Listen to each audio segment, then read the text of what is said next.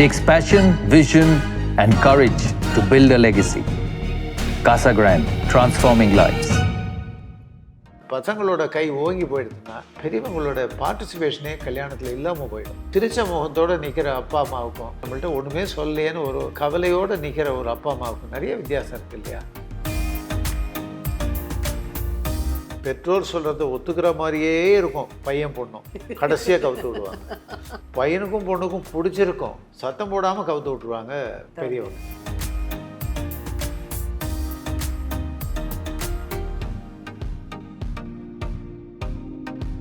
வணக்கம் மோன் சார். ஒரு பட்டிமன்ற தலைப்பு கேட்குறேன், அதற்கான தீர்ப்பை நீங்கள் சொல்கிறீங்களா? பெரியவர்களே, தாய்மார்களே. இல்லை சால்மன் பாப்பி ஐயா மாதிரிலாம் யோசிக்கப்படாது. பட்டிமன்றம் சொன்ன உடனே நம்ம லெவலுக்கு பாட்டு பாடுவோம். ஓகே. அதாவது வரனை தேர்வு செய்வதில் பெரும் பங்கு வகிப்பது பெற்றோர்களா பிள்ளைகளா? ஃபர்ஸ்ட் ஆஃப் ஆல் விவாதத்துக்கு உள்ள மேட்டரே இல்லை. அது ஏன் சொல்கிறேன்னா, சில ஃபேமிலியில் பெற்றோர்கள், சில ஃபேமிலியில் பெண்ணோ பையனோ. அதாவது தலைப்பு கொடுக்குறதே நம்ம என்ன சொல்லுவோம், என்ன, அதாவது ரெண்டும் தான் இருக்கும், ஆனால் பெரிதும் எது அப்படி தானே நம்ம கேட்போம். தீர்ப்பு சொல்லும்போது அவங்கள்ட்ட என்ன சொல்லுவோம், உன்னை நோக்கி தீர்ப்பை சொல்லுங்க அப்படின்னு நம்ம கேட்போம் எல்லார்ட்டையும். அப்படி இருக்கும்பொழுது நீங்கள் மட்டும் இப்படி ரேண்டமாக பதில் சொன்னால் நியாயமாக இருக்கா? வரனை தேர்வு செய்வதில் பெரும் பங்கு வகிப்பது பெற்றோர்களா பிள்ளைகளா? 60% குடும்பத்தில் எப்படி இருக்கு? வரன் தேடுறது கடையில் போய் பொருள் வாங்குற மாதிரி கிடையாதுங்க. பொண்ணும் பையனோட எக்ஸ்பெக்டேஷனை புரிஞ்சிக்கவே முடியல. அதுக்காகத்தான் என் தலைமையில் இயங்குகிற எக்ஸ்க்ளூசிவ் மேட்ரிமோனியில் பதிவு பண்ணுங்கன்னு சொல்கிறேன். நீங்கள் நினைக்கிற மாதிரி ஒரு நல்ல வரன் கட்டாயமாக அமையும். 60% இல்லைன்னு சொல்கிறேன். இது 50-50 இருக்கிறதுனால தான் என்னால் இந்த பட்டிமன்றத்தினுடைய தலைப்புக்கு சரியான பதிலை கொடுக்க முடியாத ஒரு நடுவராக மாட்டிகிட்டு இருக்கேன் நான் இப்போ. அதாவது பெற்றோர் சொல்கிறத ஒத்துக்கிற மாதிரியே இருக்கும் பையன் பொண்ணும், கடைசியாக கவுத்து விடுவாங்க. என்ன, பையனுக்கும் பொண்ணுக்கும் பிடிச்சிருக்கும், சத்தம் போடாமல் கவுத்து விட்ருவாங்க பெரியவங்க. நான் பார்க்குற ஃபேமிலியை வச்சு கணக்கு சொல்கிறேன். 50 ஃபேமிலியும் பெற்றோர் முடிவுலையும் 50 ஃபேமிலியில் பெண்ணோ பையனோ இவங்களோட டிசிஷனாக இருக்குது. இப்போ கொஞ்சம் கொஞ்சமாக அது இன்க்ரீஸ் ஆகி நீங்கள் சொல்கிற பெரிதுங்கிற விஷயத்துக்குள்ளே போய் பையனோ பெண்ணோ அவங்களோட டிசிஷனில் போயிட்டுருக்கு. அதை நோக்கி பிரயாணம் பண்ண ஆரம்பிச்சாச்சு. இப்போ நல்ல வேலை, தீர்ப்பை நோக்கி நீங்களும் பிரயாணம் பண்ண ஆரம்பிச்சிட்டீங்க. நீ என்ன வேணால் சொல்லு, என் மனசுக்குள்ளே நான் ஒரு விஷயம் வச்சிட்ருக்கேன்னு அதை தான் நான் இம்ப்ளிமெண்ட் பண்ணுவேன். பெரியவங்களோட யோசனைகளை கிட்டத்தட்ட ஒதுக்கி வச்சுட்டு தானே முடிவெடுக்கக்கூடிய சூழ்நிலை பசங்க வந்தாச்சு, இல்லைன்னு சொல்லனா. ஆனால் எதுக்காக நான் இந்த 50-50ன்னு சொல்கிறேன்னா, இந்த 50-50 கூட சஸ்டெயினபிளாக இருக்கணும். அப்போ தான் ஹெல்த்தியாக இருக்குங்கிற ஒரு நல்ல ஆசையில் தான் சொல்கிறேன். இது 70-க்கோ 80க்கோ போய் பசங்களோட கை ஓங்கி போயிடுதுன்னா பெரியவங்களோட பார்ட்டிசிபேஷனே கல்யாணத்தில் இல்லாமல் போயிடும். அதுக்கு பயந்து தான் நான் 50-50ன்னு சொன்னேன். நான் ஒரு நியாயமான நடுவராக இருக்கணும்னு யோசனை பண்ணினே தவிர அது சந்தர்ப்பத்தை வச்சு ஒரு நடுவராக இருக்கணும்னு யோசனை பண்ணவே இல்லை. பசங்களுக்கு மிகப்பெரிய அறிவு வந்தாச்சு, மிகப்பெரிய சம்பாதிக்கும் திறன் வந்தாச்சு, தன்னை தானே பார்த்துக்கக்கூடிய பெரிய யோகியதையும் வந்தாச்சு, எல்லாம் வந்தாச்சு. கல்யாணம்னு வரும்போது மாத்திரம் பெரியவங்களோட கொஞ்சம் பயணித்து தன்னோட விருப்பத்துக்கு தான் எல்லாத்தையும் சாதிக்க போகிறாங்கன்னு டிட்டர்மின் பண்ணிகிட்டே இவங்களை கூடவே அழைச்சிட்டு போகிற மாதிரி ஒரு சின்ன தாக்கத்தை ஏற்படுத்தினா தப்பு கிடையாது, ஒன்றும் தப்பு இல்லை. வாட் யூ லூஸ் இந்த ஆக்சுவலாக நீ சொன்னது தான்ப்பா கேட்குறேன், ஆனால் எனக்கு பிடிச்சதை எடுத்துக்கிறேன், அவ்வளோதான், நான் சரியாக போச்சு. ரொம்ப ரொம்ப சிம்பிள் தான் இது. நீ ஒன்றை மீறி ஒரு விஷயம் பண்ண மாட்டேம்மா அப்படின்னு சொன்னால் அந்த அம்மாவுக்கு நான் பெத்த பையன், நான் பெத்த பொண்ணு, என்னை மீற மாட்டேன் அப்படிங்கிற ஒரு கன்க்ளூஷன் வரும். நீங்கள் கேட்குறதுல அரேஞ்சு மேரேஜில் உள்ள ப்ராபபிலிட்டிஸ் ஒரு பட்டிமன்றமாக ஆரம்பிச்சிங்க. டெஃபினட்டாக பசங்களை நோக்கி அது போக ஆரம்பித்தாச்சு. பர்சன்டேஜ் வைஸ் அது உயரத்தான் போகுது. அது நல்லதா கெட்டதான்னு கேட்டால் பெரிய பாதகமாக இருக்குமா தெரியாது, ஆனால் இப்போ மிகப்பெரிய சாதகமாக இல்லை அப்படிங்கிறது தான் எனக்கு தோணுது. எப்படி சாதகமாக உருவாக்கலாம்?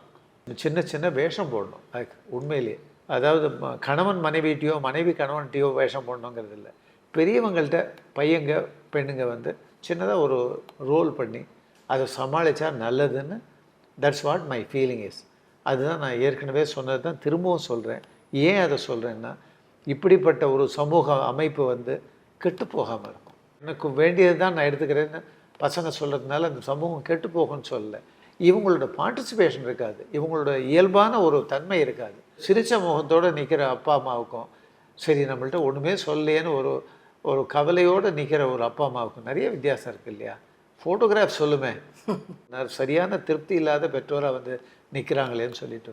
அதனால் இந்த வாழ்க்கை முறையில் வந்து அதாவது கல்யாணத்துக்கு இருக்கிற பெண்ணோ பையனோ கொஞ்சம் பெற்றோரோடு ஏந்து போகிறது வந்து நல்லதுங்கிறது என்னோட யோசனை. இல்லை, நான் இந்த கேள்வி எதுக்கு கேட்டேன் அப்படின்னாக்கா, இப்போ சமீப காலமாக நம்ம கம்யூனிட்டி மீட்ஸ் நடத்துகிற பொழுது கொஞ்சம் பசங்களும் வர ஆரம்பிச்சிருக்காங்க. அந்த பசங்களும் வந்து தன்னுடைய விருப்பங்கள் என்ன அப்படின்னு சொல்கிறாங்க. சமீபத்தில் நடந்த ஒரு கம்யூனிட்டி மீட்டில் ஒரு இன்ட்ரெஸ்டிங்கான சமாச்சாரம் என்ன நடந்தது அப்படின்னாக்க, அப்பா வந்து ஃபுல்லாக பேசிட்டார், எனக்கு எப்படிப்பட்ட மருமகள் வேணும், படிச்சிருந்தா பரவாயில்ல, அது இருந்தா பரவாயில்லன்னு. ஆனால் அவர் வந்து இப்படி எட்டி எட்டி பார்த்துட்டே இருந்தார்.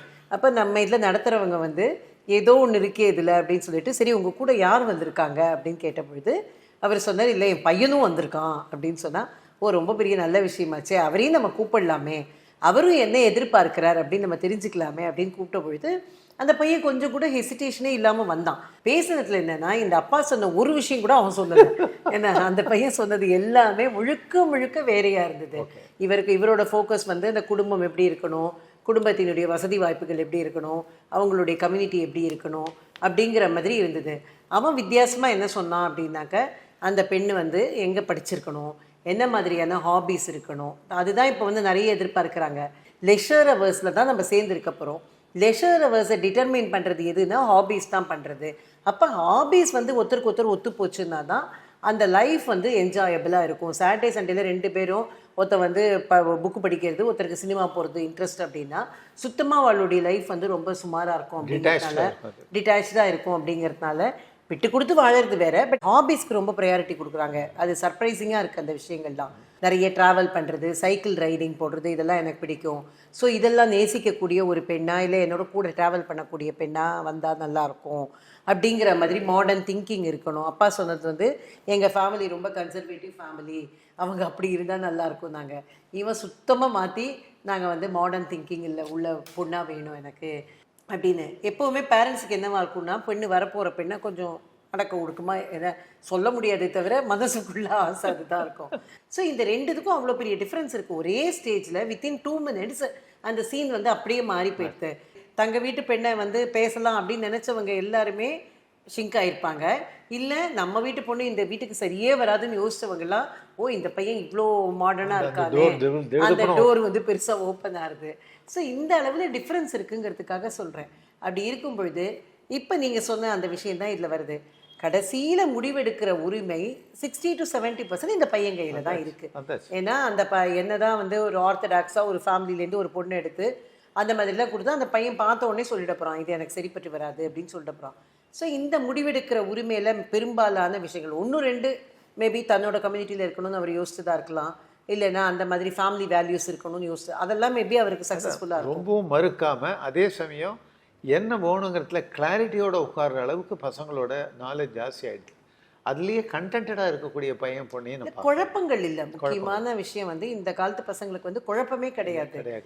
நீங்கள் சொன்ன மாதிரி தான் கண்டென்டாக இது போகிறோம். ஆனால் இதெல்லாம் கண்டிப்பாக வேணும். நமக்கு என்ன அப்படின்னாக்க, ஒவ்வொரு ஞாயிற்றுக்கிழமையும் இந்த மாதிரி ஒரு 500-600 ஃபேமிலிஸை மீட் பண்ணுறதுக்கான வாய்ப்புகள் வந்து கல்யாண மாலை கொடுத்தது தான். அது ரொம்ப நல்ல வாய்ப்பு. ஏன்னா நம்மள்ட்ட கேட்குறவங்கலாம் கேட்குறாங்க, 25 இயர்ஸாக இந்த பிஸ்னஸில் இருக்கீங்க, இந்த இண்டஸ்ட்ரிக்குள்ளே இருக்கீங்க, சர்வீஸ்க்குள்ளே இருக்கீங்க, எப்படி நீங்கள் வந்து கரண்ட் சுச்சுவேஷனை புரிஞ்சுக்கிறீங்கிறாங்க. வாரம் நம்ம எல்லாரோடையும் பேசிகிட்டு இருக்கோம். அப்படி பேசும்பொழுது கரண்ட்டாக லேட்டஸ்ட்டாக சமூகத்தில் என்ன நடக்கிறதுங்கிறது நம்ம காதுகளுக்கு தானாகவே வருது. அப்படி இருக்கும்பொழுது நம்மளால வந்து அதை யோசிக்கிறது இல்லை. கவன ஈர்ப்பு ஆக்சுவலாக எப்படின்னா, ஒவ்வொரு சுச்சுவேஷனையும் மாற மாற மாற அவங்களோட எண்ணங்கள் நமக்குள்ளே வந்து நம்மளோட கவனத்தை அவங்க பக்கம் திருப்பிட்டு போகிறதுனால வரக்கூடிய கவன ஈர்ப்பு அது. அதுக்கு வந்து நமக்கு பெரிய கிஃப்ட். இது நம்ம கல்யாண மாலை மூலமாக வரன்கள் அமைச்சு கொடுக்குறோம். கல்யாண மாலையே நமக்கு ஒரு பெரிய வரம். கரெக்ட்.